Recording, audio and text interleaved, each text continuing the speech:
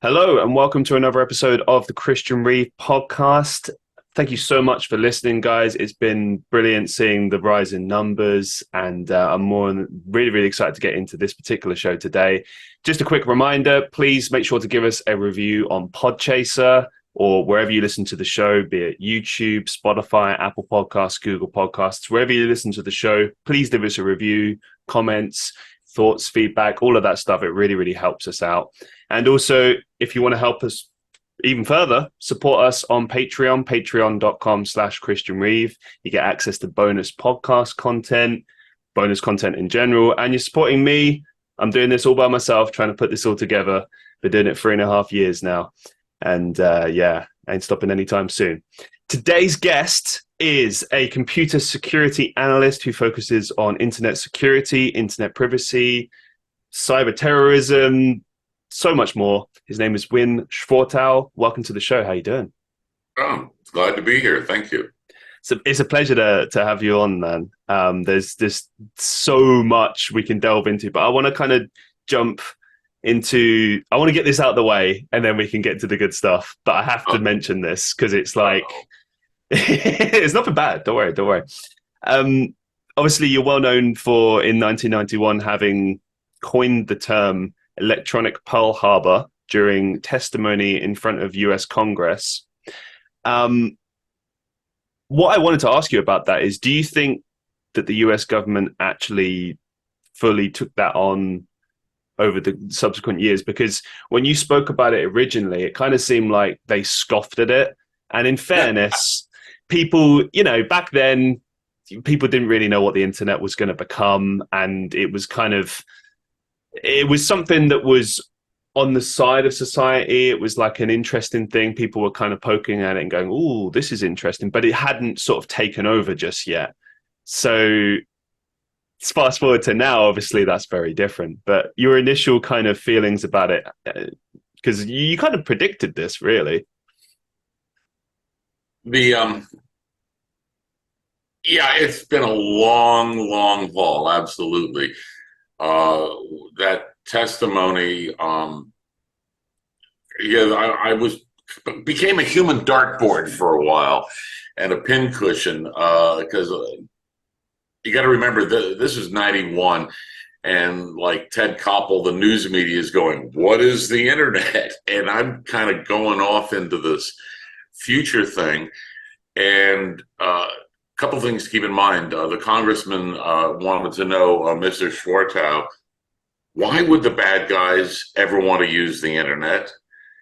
And it was kind of one of those stuttering moments because it was so early. And then afterwards, I was called by NIST, and National Institute of Standards and Technology, associated with NSA. Schwartau is a Chicken Little. And I went on for the next number of years with InfoWarCon and doing a lot of training, training such as it was in those days, of the military and governments around mostly Western Europe, a little in Asia, and the US, trying to get them to understand where the technology was going. And then I burned out on it because it became a big government get rich Washington, make money from the government scheme, and it was no longer fun. It was no longer compelling or interesting. So I got out. Looking throughout the years to this point where we are now, do you think that they really took on what you'd said with the kind of adequate amount of, did they time it right? Were they ahead of the curve? Did they take on board what you said? Or was it something that was delayed for a significant amount of time and then they finally panicked and were like, right, we have to take him seriously now? There was what I did not realize at the time, and it took a long time to figure it out. One of the reasons that they attempted to dismiss me or cancel me or whatever term I would want to use, was that I had unintentionally exposed a lot of national security programs going on that I had no idea existed. I did not know that the term information warfare was a classified term. No clue. And so when I was doing all this, it was, who is this guy out of where he's an ex-music producer? What's he talking about? And so you had that area of the government that wanted to keep everything secret. And then you had the other end of the government who was going, wait a minute, tell me more, tell me more. And nobody knowing really what, it was so early. I mean, and even I was making all this stuff up. It's like, yeah, that'll happen, that'll happen, that'll happen. So you had these two competing forces going on, and I wasn't smart enough to realize that was happening for a long time. Was there ever any times when maybe US government or let's say some like official forces kind of approach you and said, hey, listen, man, you need to quiet and you need to stop talking about this? Because obviously you've done a lot of like public speaking over the years, throughout the years. You mentioned doing public trainings and stuff. You've also done public speaking. You've spoken frequently right up till modern day about, you know, cyber threats and like, because that's the thing, it's never changed. It's just it's never stopped. It's changed and developed, and obviously it's even more important now than it ever was. But was there ever any moments when maybe this people were trying to silence you? Yeah, right. It was fairly quiet until Information Warfare, the book, came out. And that is when all of the agencies started showing up at our house wanting to talk to me about, they'd have a copy of the book and it had hundreds of sticky notes in it. Well, at least they read the book, I suppose. Where did you learn about this? I don't know, I made that up. Well, you couldn't have made it up. No, I made it up. And I was learning at that point that I had somehow infringed on something. And who told you all of this? We need the names of everybody that told you all of this stuff. Well, it's either open source or I made it up. And it was very difficult for the three-letter agencies to really understand that. What was that it was an open source guy and not a journalist, but, you know, the same sort of, I did some research and made a lot of crap that ended up being right because it was, I took an engineering viewpoint and they didn't understand that it wasn't, I didn't have a geopolitical agenda. I was just looking at the tech. They try and arrest you, or they just no, I ended up on a list a couple of times, like a watch list, yeah. And the first time, well, I wrote an article on it. It's called "An American Alien Comes Home," and I had been in Poland doing some work with a government guy, with somebody from the DoD, in fact. And when I came back, they were not happy with me at customs because, well, you can't have stuff on information warfare. I said, I wrote it. Yeah, but that's classified. I mean, it was just some of this crazy inanity. And then I ended up on a list. I was doing a lot of commuting because we had a ski house up in Canada. So we're back and forth an awful lot. And I was being put through absolute hell at the border coming back every time. And after a while, you kind of get to know the customs guys. And they go, all right, come on over. Hey, what is... And hypothetically speaking, after having gone off in the customs area so many times, this really nice customs guy said, it's the room with the computers and the aluminum or steel bovine autopsy tables where they take all your shit apart, right? And he says, I have to go to the bathroom. I will be back in exactly 5 minutes. And he left me alone in this room with a computer. I never had a problem again. Interesting.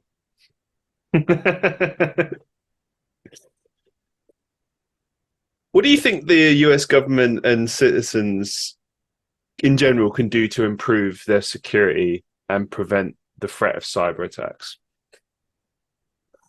You know, my opinion on that has changed so much over the years. This is the fault of the IT industry. when things get more complex, it's more knobs. People don't like complexity. They want simplicity. Give me one button. But give me one button that'll allow me to do a million different things on a really tiny operating system that shouldn't be doing a million things, but make it really simple. And while you're at it, make it secure. All of those are contrary.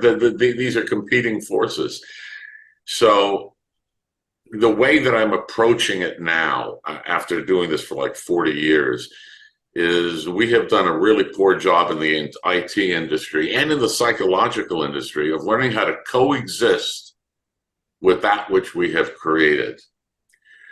And we have made some tremendous mistakes, in my opinion, by never really examining until the last few years the interaction of silicon computer systems and carbon systems together, and how should they work together, and is it a parasitic relationship, is it a symbiotic relationship, and who should really be in control, and how do you make it super simple?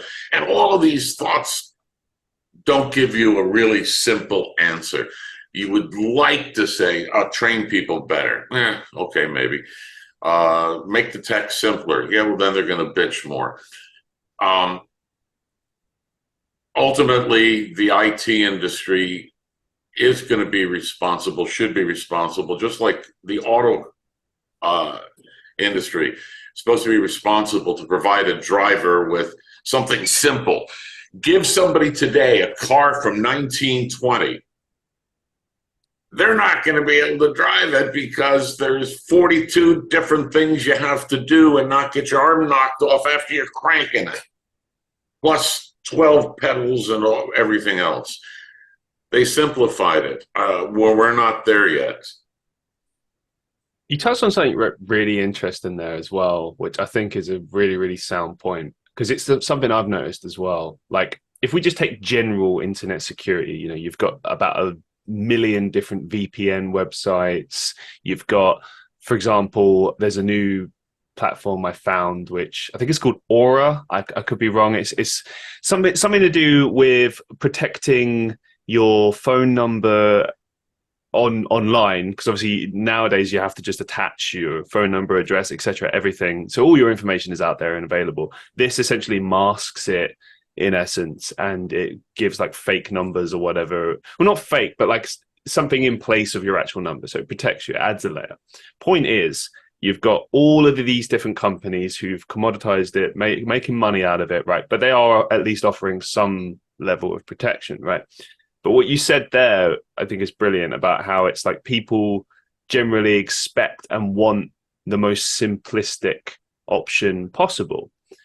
And I wonder then, and I guess my question to you is, do you think that really is possible, or even indeed plausible? Or do you think that people need to just actually make a leap and start learning more about computers and understanding just more about how to protect themselves? Do they need to take that leap? Because sometimes in life you do have to do that. People say to me, what do I need to do to protect myself on whether my laptop, my desktop, my phone, doesn't matter. And I say, okay, you need a VPN, you need some antivirus, malware detection, and you got to do this, and this list is a litany of 45 things. Yeah. And the IT industry created this. And that is not looking at your customer.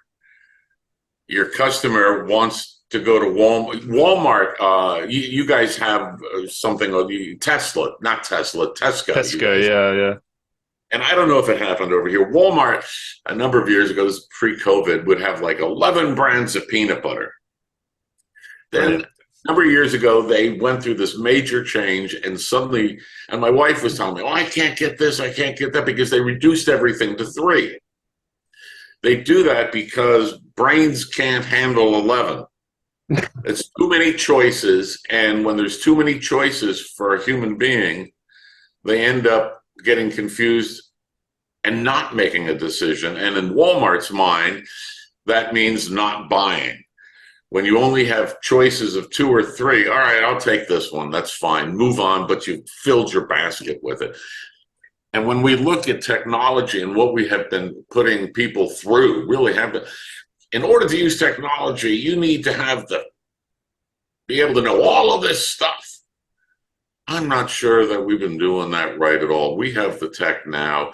We understand enough of this stuff you got to take things away. We cannot be giving away this much functionality. Number 2, the amount of security that could be built into an awful lot of applications is a lot better. I will say it's a lot better. And 2-factor authentication, yeah, it's a pain in the ass. But so what? You gotta, being safe, nobody ever said being safe is easy. If it's raining out, building a house, okay, then you gotta prep yourself. So nothing said this is easy. The other thing people have got to keep in mind is, by and large, the attacks that are going to come after Joe and Sydney and Alicia, they're going to be random. They're part of a huge database attack. And defending against those is really not that difficult with a little bit of awareness, if you will.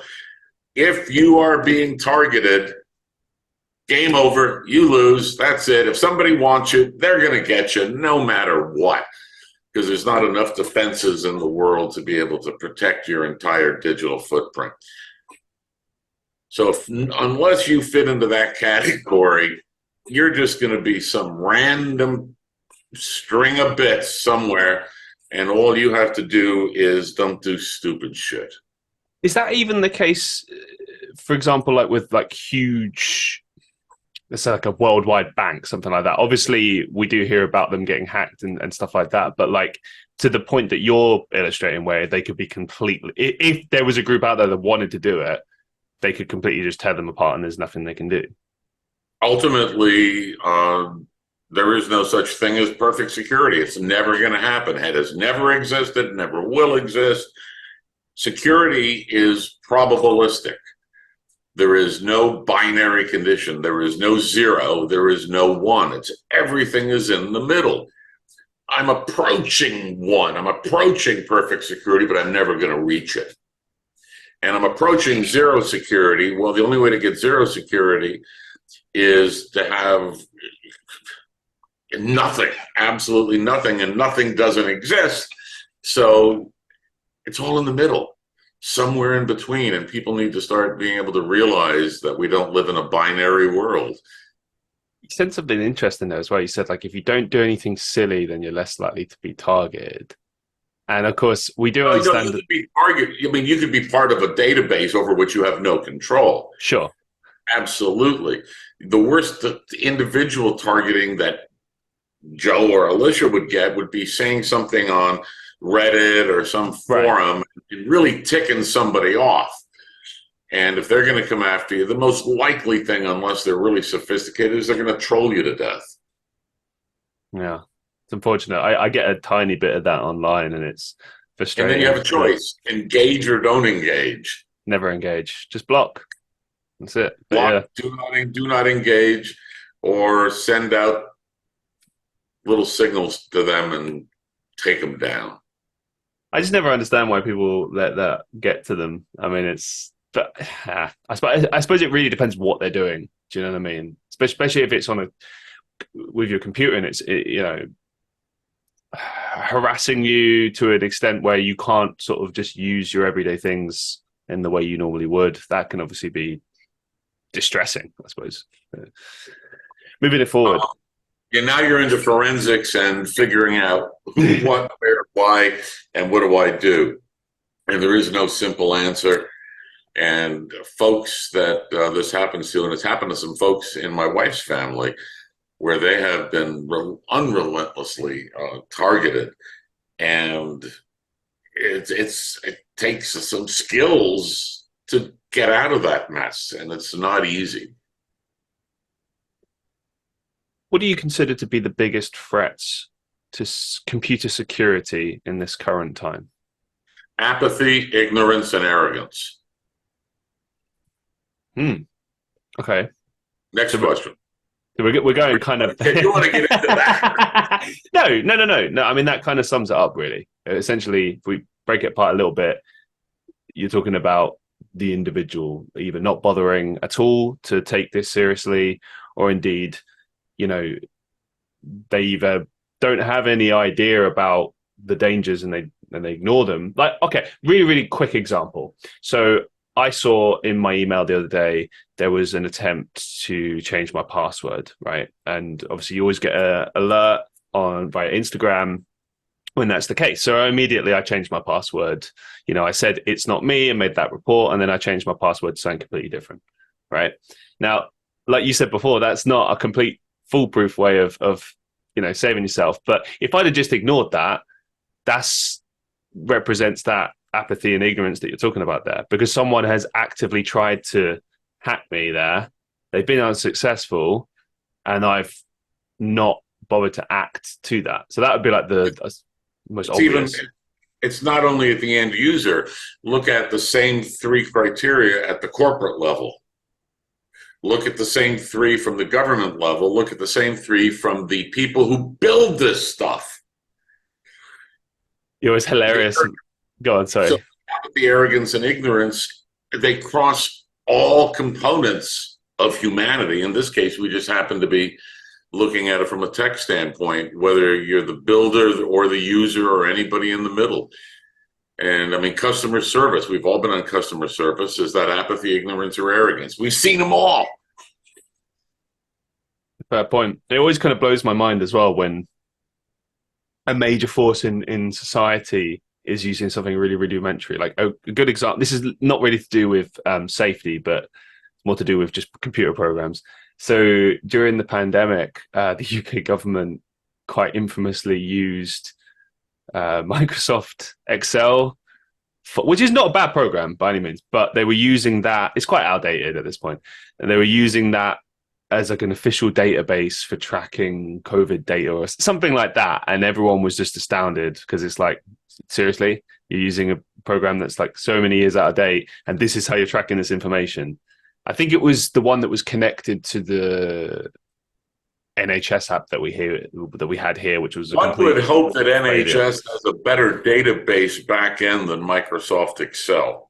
I don't think that's the case. I don't know, but honestly, I mean, I'm sure this is the case in the States as well. Like, think about how many places businesses are still running on, like, Windows Vista or something. Like, is that old, if it ain't broke, don't fix it mentality, which I understand, but sooner or later you do just have to update stuff a little bit. Yes, you do. Just a little bit. At least use like Google Sheets. I don't know. But anyway, moving it forward, you wrote a book called Analog Network Security, which offers mathematical-based approaches to online security with various different tools and approaches to basically help fix security in the internet. And I kind of wanted to just explore how you used this mathematical approach to achieving this. Is it through like an algorithm or an automatic approach? Like, walk us through this. No algorithms. No algorithms. Okay. All algorithms are biased. The original work was written on a napkin in a Polish bar in 1996. And we were waiting for our Polish hosts. We were on jet lag from the US. So we decided, let's go have one beer, right? And what about, so we began this napkin thing, and it was based upon this concept, very simple, that there is no such thing as perfect security. There are no zeros, there are no ones. If it's a one, it's infinity, and if it's zero, it doesn't exist. So everything's got to be in the middle. So we looked at the world of security from the time domain, and let's look at it from the physical world, because it's really easy. So you got a jewelry store, and in the jewelry store, they got that plate glass window and all the jewelry sitting there, and it's how much protection does that piece of glass offer? Well, a rock's worth, whether it's a brick, a big rock, little rock, whatever. From a time standpoint, it offers not zero, because it takes a few milliseconds for it to go through the rock, but it offers minimal, approaching zero protection. Oh my God, I have no defenses. What do I do? Well, in the physical world, you have on that window probably a tape sensor saying, I'm broken. Maybe you've got a microphone saying, oh my God, loud noise. You motion them. You have some detector mechanisms. Cool. How long should that, in the time domain, should those detectors take to work? Be instantaneous, really. Well, there is no such thing as instantaneous unless you're going to play with quantum entanglement, so be careful. Well, just Really using fast, really fast, approaching zero, but milliseconds, right? Sure. So now my protection mechanism is close to zero. Cool. But my detection mechanism is also close to zero. So my detection mechanism should call the cops or get some reaction, right? So how long does it take to get a reaction? Well, that could be 90 seconds. It could be 5 minutes. It could be some period. It's some period of time that it takes to fix things or mitigate the theft of this jewelry store. So what do we have? We have 3 time components: protection, almost none; detection, really, really fast; reaction, somewhere between here and here. The bad guys only care about one number. They care about exposure time. You add detection, you add reaction together, and that gives you your exposure time. Okay, we have 2 minutes to steal as much as we can, because by then, best case, the cops will show up. Worst case, 9 minutes, but we can't take that risk. So they're doing 2 minutes exposure time. How much damage can be done in 2 minutes? X, whatever X happens to be. Take the same thing for your network. Your network, assume you have zero protection. Look at detection and reaction. That gives you how much exposure. What is your risk and trust factor with the user, with a partner network connecting, with anything? And you then have the basis of being able to analyze what your downside is in a risk way by looking at your detection and reaction mechanisms. Because there is no guarantee that firewall is going to work. There is no guarantee that somebody hasn't misconfigured it. There is no guarantee that the password 1234 won't be fish farmed out. You don't know. So unless there's a number that you can give to protection, it's meaningless. The only way we can give numbers to protection is like in a safe. This safe will hold up against a 9,600 degree oxyacetylene torch for 4 hours before it breaks through. We know how to measure that in the world of ICS. We can do physical measurements in order to figure out the minimum and maximum amount of time that is required to make things happen. If you put your detection and reaction time in that formula, you have an answer.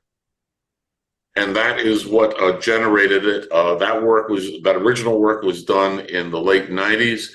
And then with Dr. Mark Carney, it's actually a funny story. I was giving a talk in Paris, and a lot of my talks, I begin with, hi, my name's Winn. My job is to give you a lot of my bullshit.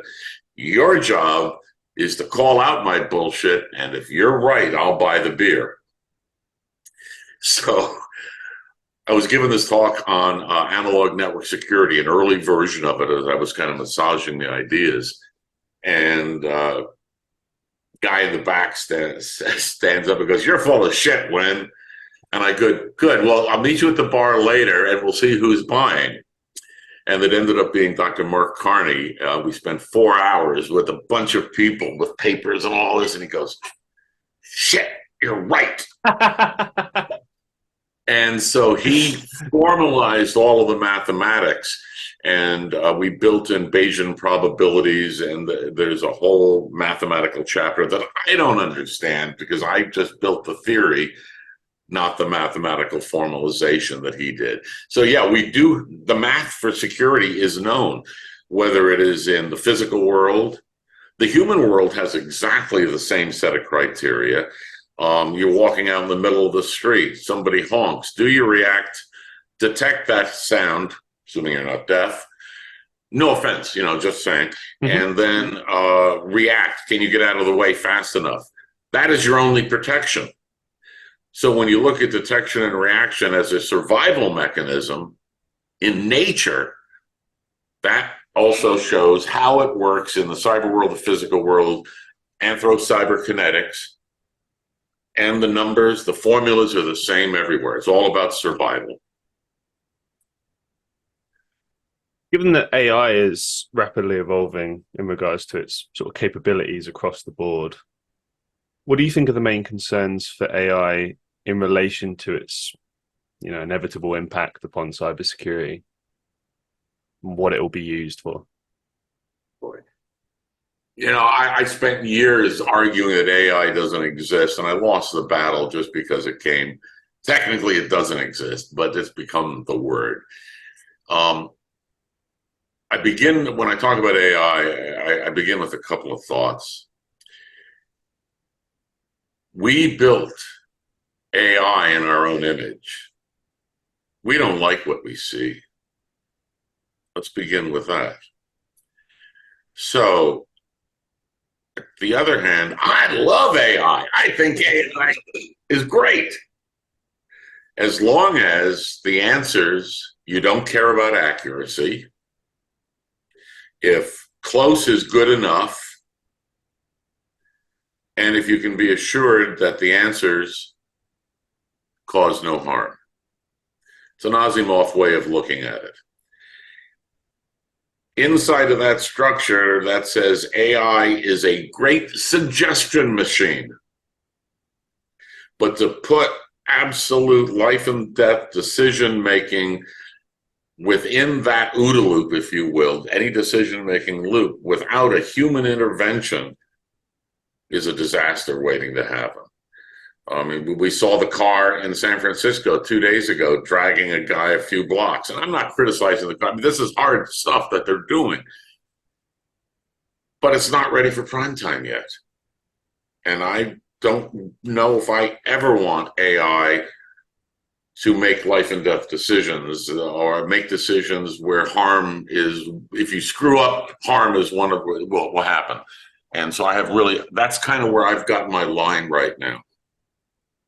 Yeah, I've been speaking a lot about AI over the course of the last year and my concerns for it. I mean, obviously, principally, I come at it from the perspective of a creative and what it's doing to that industry. And obviously, that's concerns for me moving forward with work, right?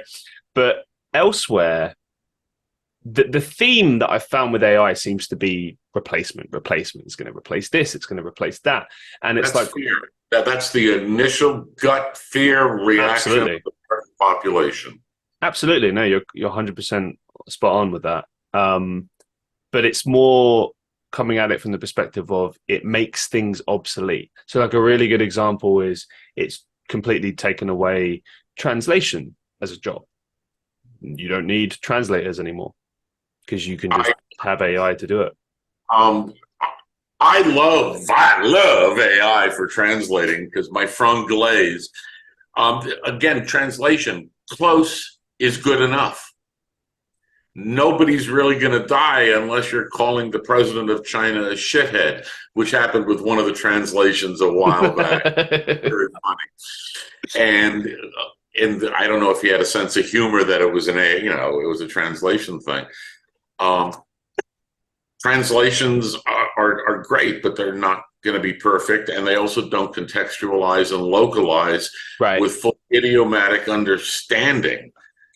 So is it a replacement? No, it's, and I'm not a translator, but all right, take that first pass, and now are you going to let AI translate Harry Potter into Swahili? No, probably not. You may give it the first go, but you still need a human. This has been every technical generation ever, of no matter what development has been, the gut reaction is a primal fear of replacement. And it's a reaction to survival, again. I'll lose my job. I think, but the primal reaction is fear. It's fear of change, and it's fear of how it'll impact you individually. And when you really look at what we're doing with AI, yeah, the promises are insane. I mean, it's just, and when you really look at it and dig down into it, yeah, it can do amazing things. When it first came, Dolly came out, I was playing around with it. Well, I'm stick figure challenged. And I said, I'm going to become an artist. Yeah, I am. And all I was able to create was massive amounts of really crappy art.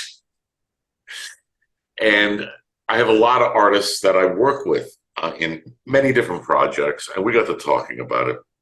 And they go, it's a useful tool here and there, but by and large, I'm better off doing it myself and using tools to tweak. It's like with audio, and I grew up an audio engineer. Is the sound perfect? No, but I can use a compressor. I can use a tool. Yeah, but if you're using the tools, it's not natural music. Well, that depends how you're using. That's why music in the 90s sucked so bad. It's because they were overusing digital tools, and it sounded like crap, at least in my analog years from working in the 70s. Same thing, it's new tools, learning how to merge them and find out how to optimize that synergy. What, again, is it between silicon and carbon-based systems? Is it parasitic or is it symbiotic? And in the case of art, I would certainly hope that people find the symbiosis first instead of just gut fear. Yeah, again, I've said this on previous shows where we've sort of discussed AI. I think at its best, it's used as an option rather than the replacement. So for example, there's a lot of people in the art industry saying like, oh no, this is terrible. It's going to replace jobs as far as like making art is concerned. And it's like, well, no. I mean, it depends on the decision makers and ultimately. So what we mean by that is, people choosing, for example, to have human art versus AI art. I actually think I'm more positive. I think it's going to lead to like a splitting of both. So you'll have the option of both. But I think the only time where it's problematic, and I've already seen it, has been like advertisements where companies, particularly like in YouTube, I've seen this a lot. They'll put like a 30-second ad placement where they've used AI, but they've not given any time or effort to actually try to make it sound convincing. So like, I know they even have like spelling mistakes and stuff. You can tell they just, whatever, we'll save money, we'll do this. And it just sounds terrible, and you can see right through it, and it doesn't achieve its goal, and you've just wasted your time and effort and money there. Is good enough? Exactly. And in that case, well, maybe the creators thought it was good enough, but you as a consumer saw right through it. And this really brings up a technical issue that ties to the social issue and will tie to government legislation issues. I have been a proponent since the late 80s of provenance, and it becomes more important now. Is that original piece of art original, or did Bob create it the other day on his machine? And there are some efforts going on finally to be able to do digital tagging of certain types of video and photographic source material with the equivalent of a cryptographic hash, so that if it is with all the metadata in it, and if it is altered, you can tell. So that will help with detection of what is real or not real. Not today, because it's easier just not believe anything. You got to prove it to me. I just don't believe it anymore. And the effort from a lot of college students is actually, this is where it became, is AI detection. Mm-hmm. Can I tell if the art is fake, the video is fake, the voice is fake, the script is fake? And I know that when I read AI generated stuff, it reads like a pedantic old version of Wikipedia. Hello, yeah, I get it. AI thinks I am the captain of the Starship Enterprise. Go figure. When you have the videos of the fake people, you still have the uncanny valley effects. We're not all there yet. We don't have retinal quality generation of content. And at the same time, as we approach that, we really have to have provenance and integrity mechanisms built into the actual content itself to be able to declare, is this bullshit or not? And that is, I find there are some efforts finally going on, and there are some of the camera companies that are actually starting to build some of this tech in. I only hope. I mean, I just feel like right now it's very much the Wild West. You know, there's not been. Yeah, we said that about the internet 30 years ago. True. It's just the Wild West is just, now we're into the meta immersion, all of that stuff. It's all about reality distortion. Let's move it forward. Several times throughout the conversation, you've mentioned obviously your background in music. So let's explore that. Yeah, audio engineer. You worked at studios including the Mirror Social Studios, A&R Recording, the I believe Hit Factory, Electric Lady Studios, and the Lone Star Cafe. So we had a studio at the Lone Star Cafe. We did live concerts, broadcast to 600 radio stations a couple nights a week. What would you say were your most kind of memorable experiences from that time? The good ones or the bad ones? Let's start with the good. I still absolutely adore this experience. It was absolute hell, but it's given great stories. Was working with Stevie Wonder and Bob Marley and Arthur Ashe and Bill Cosby in Kingston, Jamaica.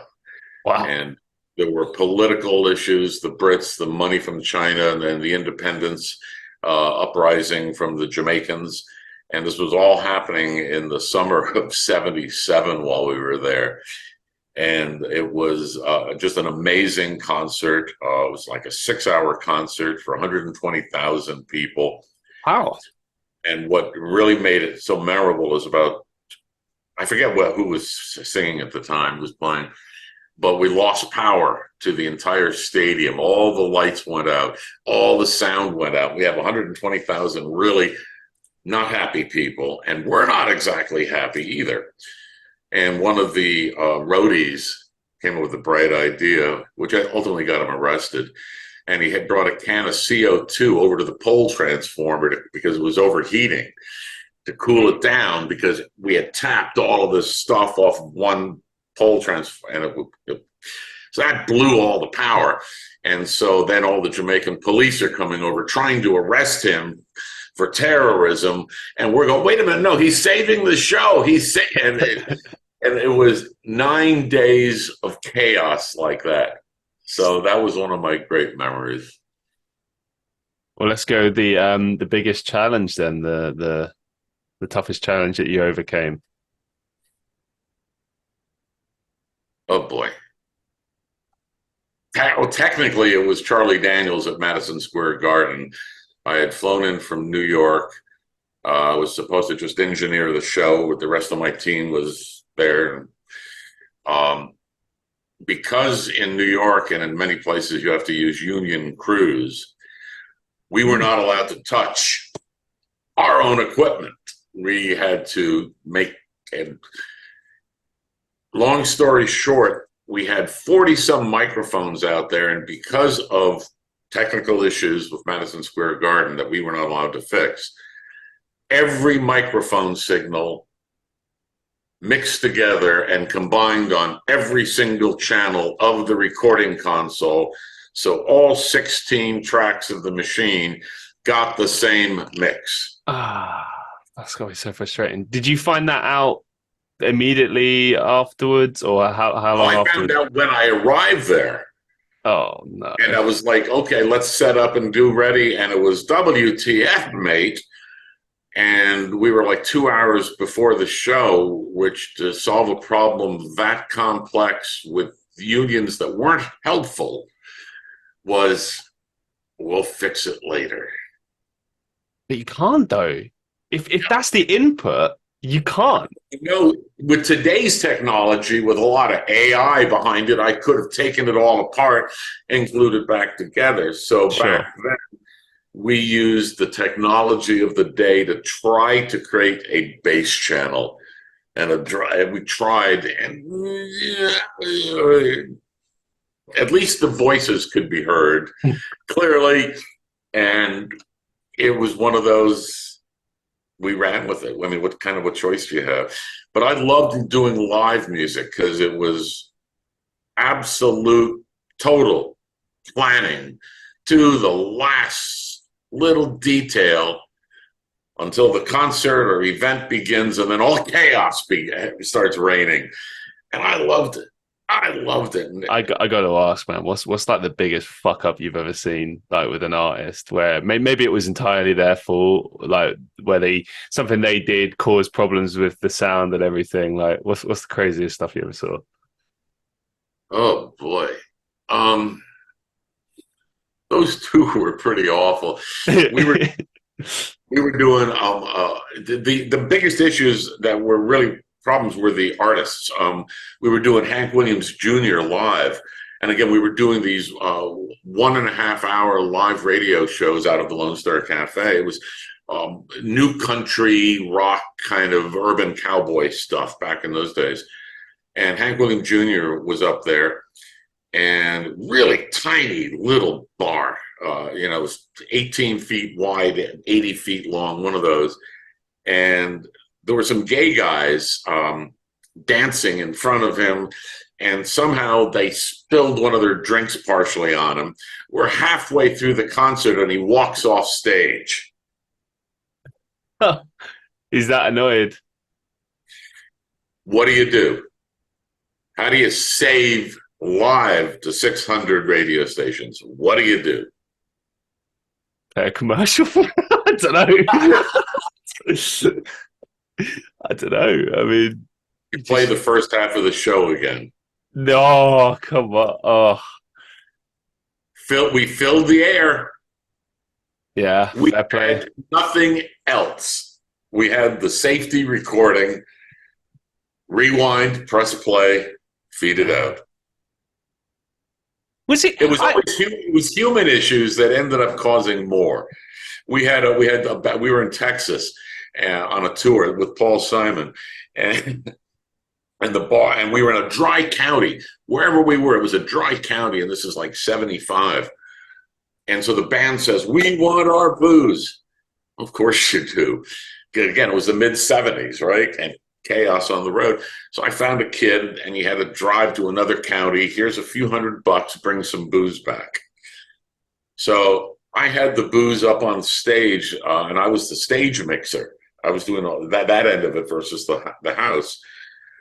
And the band found it and decided that getting thoroughly tanked and having to be carried onto stage was a good decision. I don't think Paul Simon had ever yelled at me that much ever in the years I worked with him. And they did the drinking. They did it. I'm 22 years old. These guys are in their 30s. Come on. I would get frustrated with that as well, especially but I look back and it was what a life. Oh, absolutely, man. Yeah, I mean, I was just looking at all these different things that you've done in your life, and it's just like, it's incredible, man. Like, it really is. And I think that's what life is about, really, isn't it? The variety's the spice of life, as they say, Like, I get told sometimes that I should only focus on one thing in my life, and I'm like, absolutely not. Like, I have this curious mind that's, do acting, podcasting, music. Like, I do the things I love. I don't think that human beings should have to be one-dimensional. I think we are multi-dimensional. Like, we have many things we're able to do. We have our weaknesses, we have our strengths, but ultimately, doing a lot of stuff in life, I mean, surprise, surprise, it gives you stories, it gives you experience, and I think it helps you to grow more as well. Like, when I think about periods in my life where I've done certain things and maybe I've returned to those things, or maybe that's just a closed chapter forever, you will always have those experiences and lessons from that time. Oh, I have been very fortunate to be able to experience a boatload of stuff, turn a few chapters completely off, look back. One of my talks is called "I Survived Rock and Roll," Yeah. and how it prepared me, how live concerts prepared me for information security. And it was all about contingency planning and having backups. And what do you do? Oh yeah, I did. That's right. It was another one. We had 40 musicians in the studio Jesus. for doing a commercial, old advertising stuff. And Ed Rice, 7'11" kind of engineer, says, "Winn, come in here." All right, so I go in the studio because I'm in the maintenance shop. And he goes, "See that smoke coming out of the console?" Oh. I go, "Yeah." He goes, "Is that good?" No. And then the power capacitors blew up, and then a big puff of smoke came out. The client was not there yet. And the client was a huge client. Everybody freaks out around her and all of this. Right. And he goes to me, "What are you going to do about it?" I think I was 20 years old. Oh my God. I'd stress so hard. And I looked and I said, "Just give me a second." I said, "Got it." I said, "I need 3 pairs of hands. Here's what we're going to do." And back in those, okay, this was an 8-track recorder, an old Scully 8-track. And the board was, I don't know, a 32 Winn, I guess. And it was, okay, get every mic cable you can now. Somebody go get them, steal them from wherever. Ted, I need some Shure mixers. We had these little old 4-channel Shure mixers. How many you need? I said, everyone, everywhere. And what we did is we took the microphones, ran them instead of into the plates, ran them into a patch bay to take the patch bay to plug them into the mixers, do the mixing here instead of on the console, take the output of the mixer into the 8-channel machine, then take the output of the 8-channel machine into 2 more mixers, put them together, and ran it through a set of very small speakers on the console. And we got it done in like a half an hour. And I remember that as being that was, we never panicked. It was like, the panic doesn't help. True. You just gotta do it. But you and like, I talked to my housemate about this because he's a computer programmer and he's got that kind of like problem solving brain.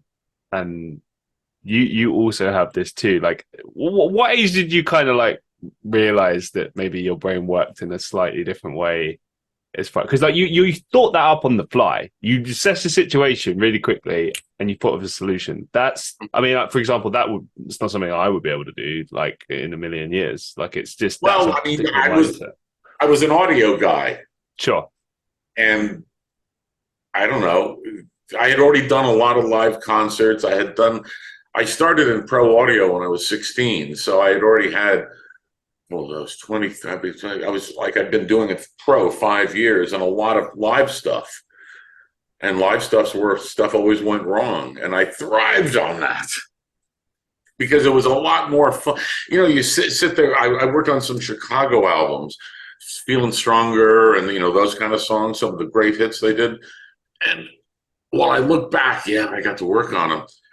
When you sit and mix for 2 days, one song. No, I hated it. No, give me live. I'm the other member of the band. Let's do it. Let's the music be the music. Let it go live. And I just hated studio mixing. Both my parents were engineers, and they super encouraged perhaps 2 of the most powerful words humans could ever use. What if? Yeah. And interesting one, that. I caused by a fair amount of damage doing that. We all do. But I think learning how to fail and treat failure as education and a learning experience versus some personal problem of failure. If you don't try, you don't fail. And if you don't try, you don't succeed. But if you don't try, then you've chosen to fail. So This is the thing, though. I think sometimes people like us, we take this quality for granted. I mean, like, I know when I'm talking in live stream sometimes about this, it dawns on me when I see some of the responses that there is this fear of failure, as you said, and like a fear of trying things out. Because what if it goes wrong? What if this? What if that? Like, and I'm not saying this to try and sound like, oh wow, isn't he special? Like when I say what I'm about to say, it's more because that's just how I have always been, right? yeah, I don't have a fear of failure. Like the way I look at it is just try, see what happens, learn from it. Like it's more kind of pragmatic, right? But some of that comes from stubbornness. Some of that comes from the past of things kind of not having worked out, but then they worked out later. So it's like you just have to trust in the process, right? it's more primal than that. Possibly, yeah. But there's a lot of people that are afraid, to Well, just really just go for things, I, because of failure. I have one and my only grandson, right? And my mechanical skills, wow. There's 13 states and 12 countries in the world that made a law I cannot own a screwdriver because I'm really not very good with this. There's a lot of laws.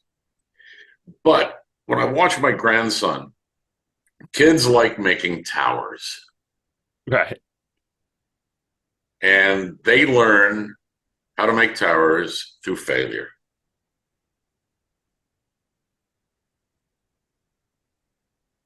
That's it. And so now my job and my daughter, the parental units are supposed to, that was great. Wow, that really tumbled down. Let's try it again. And it's how you prime the young mind into give it a go, give it a go. Learn some risk parameters, some guardrails, obviously, but give it a go. And that's back to the AI thing, as long as it doesn't do harm. A couple of final questions for you, completely unrelated to today's topics. Oh, cool. What's the biggest mistake you've made that you learned a valuable life lesson from?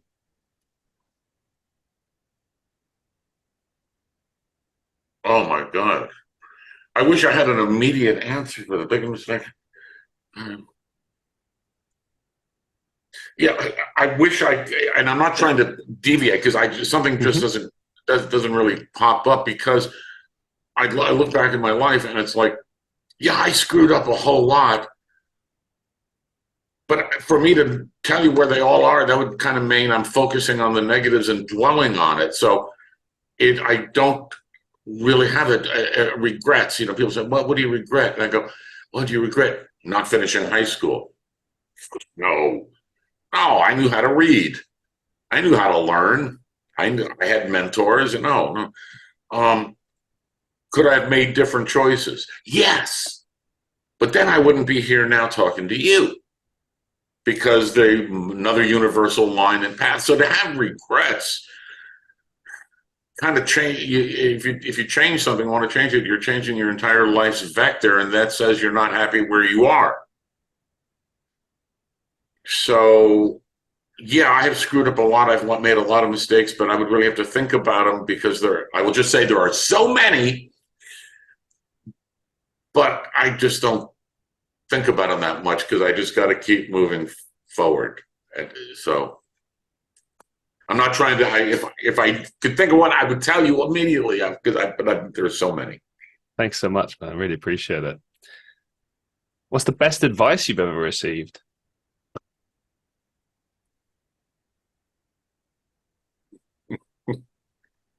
Began when I was 5.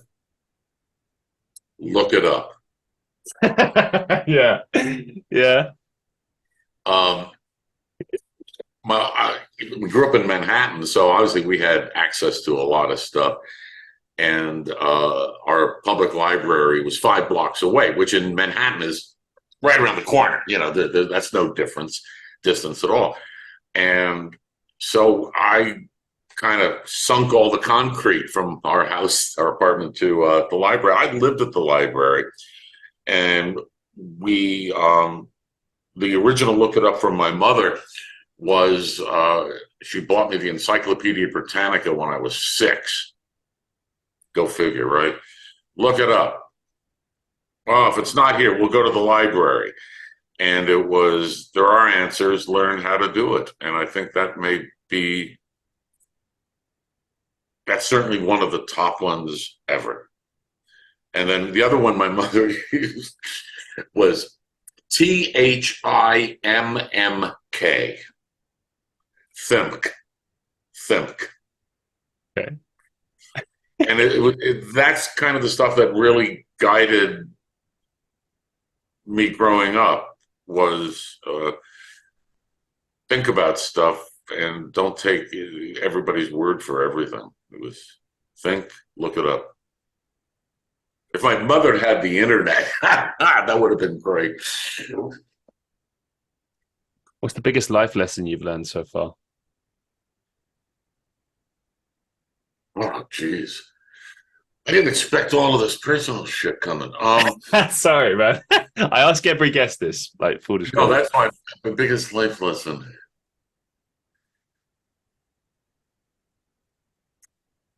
Humans only have one asset. Okay. Time. No, not the truth. It's funny as well, like with how sometimes we choose to waste it, other times not. Like I was thinking about this the other day, right? So I just turned 30 and I was kind of reflecting on the past 10 years of my life. And, there were periods that were very hard and not good. And then I look at the last like 3 or 4 years of my life and how much I've done in such a short space of time. And one could make the argument, yeah, you're making up for lost time, life has begun again, et cetera, et cetera. But it's amazing, like when you get caught in a rut, stuck in a rut sometimes in life, and you're really not living, and time, you are wasting time, and it's becomes frustrating or whatever, right? But then other times, like right now in my life, I'm like, wow, there just isn't enough time. Like when you like, and I know it's really annoying to hear the expression, but it's true. I live in the moment. Every single day, whatever it is, good or bad, I live in the moment. I embrace it because it all just flies by. Like this year has just flown by. So much has happened. And I'm so excited. I love it. I love life. And yeah, so guys, if you're going to take anything away from that, just stop wasting time and make something of your time. Well, yeah, I mean, I have a personal problem in that I don't know how to, according to my wife and other people, I don't know how to relax. And I sort of argue that because, well, you're always reading these science books and always doing that.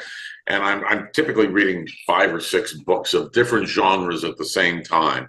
They go, you're always, and that's not real. I said, it's relaxing to me. I'm compelled to do it. And if I didn't want to do it, I wouldn't do it. And if I want to watch a Murdoch mystery or a Midsummer Murder, I'm going to go do that too. But I do like brain stimulus, but I also like it really quiet. But those are all personal choices. And I just kind of, when you say live in the moment, it's like, all right, if my body, brain, my entity says, go chill out and do nothing, I'll go do it. But then my brain will say, damn, I'm hungry for more of alien conspiracy theory on YouTube. I'll go do that for a while. And the other thing I do is I keep notes on every YouTube, everything I do, I keep notes all the time. Because you never know where you're going to find a potential relationship between ideas. And so, well, what do UFOs and UAPs have to do with the metaverse and cybersecurity? Well, that's chapter 37 of my new book. I do actually get into the UAP issues of metaverse reality distortion technologies. Okay. What can I'm you not tell us giving you about? the answer. I'm not giving you the answer. What do you mean? I mean, can't you just reveal all of your book and I can just I have want it to in reveal it all. there? it actually was very, very funny. Because I've been a UFO follower since I was forever, because it's always like, wow, back to the what if. And my parents really instilled into me, even though they didn't call it that when I was 10 years old, falsifiability and provability of things. So I took it, I guess, in high school. I went for a couple of years, but later on, unless there is an explicit reason to remove something from consideration, the equivalent of scientific falsifiability, it's got to stay on the table. Otherwise, you're back to your arrogance of apathy, ignorance, and arrogance. Because arrogance is assumptive, or assumptiveness is a facet of arrogance. And so when I started looking at UAPs, especially in the last 3-4 years, when all this stuff's starting to happen, and I have books, I probably have 400 books going back to the 50s on my shelf. It's like I said, I just want to do a pure technical look at what the hell's going on. And so I started doing that while I was working on the Meta War book. And it was, no shit, really? Is that really what I think? Is that really? And so I know some interesting people, and I ran some ideas by them, and they go, "You really going to publish that?" And I go, "Why? How wrong am I?" And they go,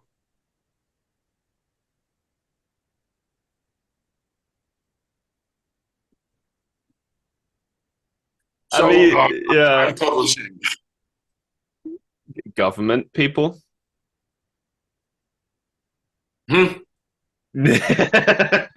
Interesting people. I would Yeah. never out any No, of I them. know. I'm pushing my luck. No, But no, you would, it's but you don't. That's a matter of trust. You earn trust over years, of and course. it takes 1 second to lose it. I mean, it's kind of crazy that line, but It's back to time. You notice how much of everything, if you really relate it to time, you end up with an entirely new worldview. Do it for the next few hours or the next couple days. Every conversation you have with people, just interject the concept of time in the question and or the answer. how long are you going to waste my time? No. That's a fair question. What do you mean exactly by that? Can you extrapolate a little bit? Do you mean like how much time you invest in certain conversations, or what do you mean? It's purely conceptual. Uh, I used to be a really good record engineer. Oh, when was that? How many years ago? How long did you do that for? Time gives you contextualization. Time gives you boundaries. Otherwise, you've got this infinite thing. And in order for humans to understand stuff, we need to make it simpler and putting things in frameworks of something that is smaller and relatable. Somebody says, "Are you secure?" Well, we were for a couple hundred microseconds. I don't know what is going on now because everything has changed. When you look at the world, all functions, whether they're bio, whether they're natural, universe, cosmological, physics, everything operates in time-based OODA loops. Everything. And that is the nature of survival mechanisms for physics and us and biological systems as well. It's all OODA loops. OODA loops are time. And the faster your OODA loop, the higher the odds of your survival. Everything goes back to survival, whether it's a mechanical or a biological system. So that's why when people in security say, we are really, really secure. Yeah, well, for how long? And how are you measuring that? And you start bringing these questions in, and it gives you a different view. So for the next day, just add time into your question and time into your answer, and you'll see where they start fitting. It'll become, it's like my wife says to me, goes, are you gonna take out the garbage? When? You mean now? I think it's implied. Well, again, yeah, again, but maybe it's not needed for 2 or 3 hours. Well, we really need to talk. When? Well, just in general. No, that's okay. Yeah, we'll talk in general. That means we're never going to talk. When? Final question for you. Do you have any Uh, upcoming projects or final thoughts that you'd like to share with our listeners? Upcoming, you mean the current book that I'm going to plug or other stuff? Everything. What in the world of Winn? Plug away. Tell us what's coming up. What's next for you? My new book, it's called Meta War. Is gonna be, it's available for pre-sale on Amazon Kindle right now, not on the paperback because the Ingram Spark Amazon systems aren't talking to each other correctly. Um, Metawar is the art and science of creating addictive reality distortion. And whether it's through social media or immersive technologies, we're expanding and we're building this whole new world that's not real. And have to start dealing with the concepts of what is reality, what is subjective, objective reality, how are we going to deal with it, and do we really want big tech with the media and politicians around the world dictating what reality is? And that is, so the book gets into the neuroscience of what creates reality for us and how we as meta warriors can amplify the effects, and then ultimately, what are we going to do? How can we defend against this? And it comes down to three fundamental areas, and then some very unexpected stuff that I had had a lot of trouble. How are we going to fix this? And I came across some work from some Dutch folks out of University of Cambridge, and they were doing some experimental psychology, and it was like, whoa, that's really interesting. I wonder if, what if? And I started calling people. It's like, here's what I do, here's what you do. Am I seeing this? And they're going, oh, geez, we need to talk. And I started finding these interdisciplinarian folks inside of academia that were really open to the cybersecurity approach on cognitive immune structure and how we're going to defend ourselves mentally against all of this crap. And so as a result, we think we have found, I'm going to use the word paths. Answers, no. Paths, experiments, stuff that seems to work really well, yeah, but that's their job. I'm just trying to put it all into this a box so we can all have a conversation and invite in a lot of other disciplines, because it's not cybersecurity, it's not just psych, it's just not neuroscience, it's philosophy, it's religion, it's fundamental belief systems and how they impact us, and it's all about human survival. So I thought it was going to be a technical exercise when I began writing it. Let's look at the metaverse. And then it became, oh, shit, this is really about what it means to be a human being. Amazing stuff. I cannot wish you like just best of luck with all of this. It's been absolutely incredible having you on the show. I was super stoked when your people reached out to me about potentially having you on my show, and I remember just looking into you. And for instance, my uncle is really big into computers, and when I told him I was having you on the show, he was like, "Wow, that's huge," So just a massive thank you. I'm not that well known. It's listen for me. Every time I get to do this, it's an absolute joy, and to have people like yourself sit down, take the time out of their day to like talk with me about these things. Like, I know next to nothing about these things, and you're an expert on this field, and you're patient with me, and you've gone through it and stuff, and we've had a good conversation, and to me that means everything. So I'm always stoked and I enjoy it. It helps me every time I have a conversation. I learn something. same here. That's why I do the show. Thank you so much for appearing on the show. Thank you. It's been great. and wishing you the very best of luck. And to all the listeners of the show, I hope you enjoyed it as much as I did. Make sure you go and leave us a review on Podchaser. I'm not going to drop this. You're going to hear this all the time. You're going to get sick of me until you leave those reviews. So Podchaser, leave a review. Spotify, Apple Podcasts, Google Podcasts, YouTube, wherever you listen to the show, make sure you leave us a review. Make sure you're liking, sharing, subscribing, all of that jazz. It really helps us out with growing this show. Cannot thank you enough. Please subscribe to us on Patreon as well. Support the show. Patreon.com/Christian Reeve. Get access to exclusive bonus podcast content, bonus content, everything else. Support me, a struggling artist, just trying to make it in this world and bring you good content. Thank you so much for listening. Be safe, be well, and you know what? I'll see you all in the next one.